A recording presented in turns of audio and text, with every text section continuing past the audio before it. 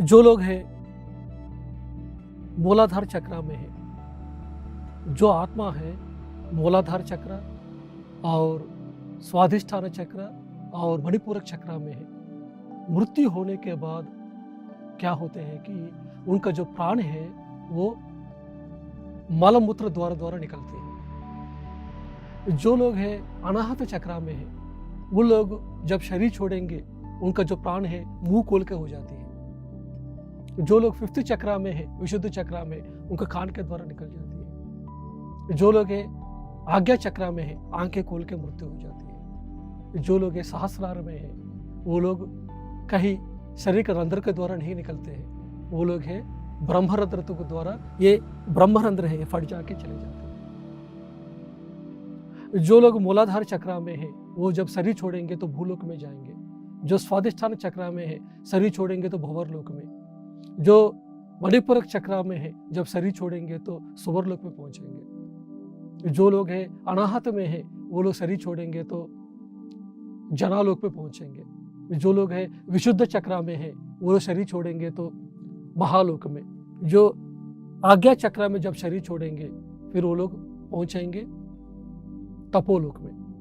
जो लोग सहस्रार में है, वो शरीर छोड़ेंगे सत्यलोक पहुंचेंगे। जिस चक्र का स्थिति में है, स्थिति है, उसके हिसाब से आप मृत्यु के बाद उस लोक में पहुंचेंगे। जो बंदा है हमेशा ध्यान कर रहे हैं, तपस्या किया है, तो वो लोग जब शरीर छोड़ेंगे तपोलोक में पहुंचेंगे। इधर जैसे आपको दोस्त है, वैसे आपको दोस्त रहेंगे ऊपर लोकों में। एज बिलो सो अबो। तो धरती में आपने क्या स्थिति पाया है, उसके हिसाब से डिपेंड होती है मृत्यु के बाद कौन सा लोक में आप जाएंगे। जो लोग हैं ध्यान और ज्ञान को सबको बांटते हैं, वो लोग हैं सत्यलोक पहुंचेंगे। जैसे श्री कृष्ण है, एक गुरु नानक देव जी है, एक महावीर, एक गौतम बुद्धा, एक शिरडी साई बाबा, एक कबीर जी, ये सब लोग सत्यलोक पहुंचे हैं क्योंकि वो लोग सत्य के साथ रहे हैं, सत्य को सबको बताया है। जिस समय हम भी उनके जैसा बनेंगे तब हम इस जन्म को आखिरी जन्म कर सकते हैं। जो लोग ध्यान किया लेकिन किसी को नहीं बताया, फिर वो लोग तपोलोक तक पहुंचेंगे। जो लोग हैं सोशल सर्विसेज किया, अन्नदान, रक्तदान, वस्त्रदान किया, वो लोग शरीर छोड़ेंगे तो कहाँ पहुंचेंगे? तो महालोक पहुंचेंगे। क्योंकि वो लोगों ने ध्यान नहीं किया लेकिन अच्छा काम किया लोगों के लिए। वो लोग हैं शरीर छोड़ेंगे तो फिर 5th चक्र में है, तो वो लोग महालोक पहुंचेंगे। जो लोग फिलॉसफर्स है, सत्य को जानना चाहते हैं, शांति को पाया है, जो कलाओं में है, ये सब लोग हैं 4th चक्र में। ये लोग शरीर छोड़ेंगे तो जनालोक को पहुंचेंगे।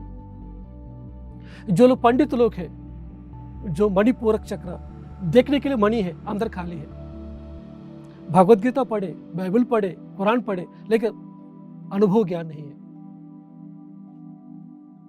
ये लोग ही है मंदिरों में पंडित के रूप में, पुजारी के रूप में, चर्चेस में पास्टर के रूप में, या मस्जिद में इमाम के रूप में रहते।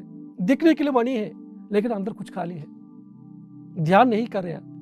हमारा रिलीजन वहां नहीं समझ के बैठे हैं। ये लोग कौन है? मणिपूरक चक्र में। ये लोग शरीर छोड़ेंगे तो सुवरलोक पहुंचेंगे। तो आप क्या स्थिति है उसके हिसाब से डिपेंड होती है।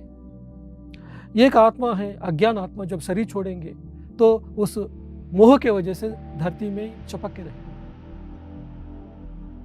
मेरा बेटे को क्या होगा, मेरा बेटा का भी शादी नहीं हुआ है, मेरे पत्नी को क्या होगा। इस तरह जो आत्मा बंधन में रहेंगे वो आत्मा धरती में घूमता रहेगा। उनको कहते हैं अर्थ बाउंडेड सोल्स, क्योंकि उनका इच्छा भी पूरा नहीं हुआ है। जैसे आपने देखा होगा भूतनाथ पिक्चर अमिताभ बच्चन का, उसमें अमिताभ बच्चन शरीर छोड़ने के बाद ऊपर लोकों में नहीं जाते क्योंकि उनका अटैचमेंट है अपना घर, तो उसी घर में रह जाते हैं वो। जिस समय वो मोह से बाहर आएगा तभी वो ऊपर लोकों में जाएंगे। इसलिए ध्यान जरूरत है। जब ध्यान करेंगे हम किसी के साथ बंधन में नहीं रहेंगे। जो लोग हैं सत्य को पहचाना है, वो लोग जैसे शरीर छोड़ते हैं उस समय क्या होता है, तुरंत वो चले जाते हैं, फटाफट, एक टाइम भी वेस्ट नहीं करते। क्योंकि ध्यान के समय में क्या होता है कि हर दिन हम ये स्थूल शरीर से सूक्ष्म शरीर अलग होके सूक्ष्म लोकों में, कारण लोकों में, महाकारण लोकों में जाके यात्रा करते हैं।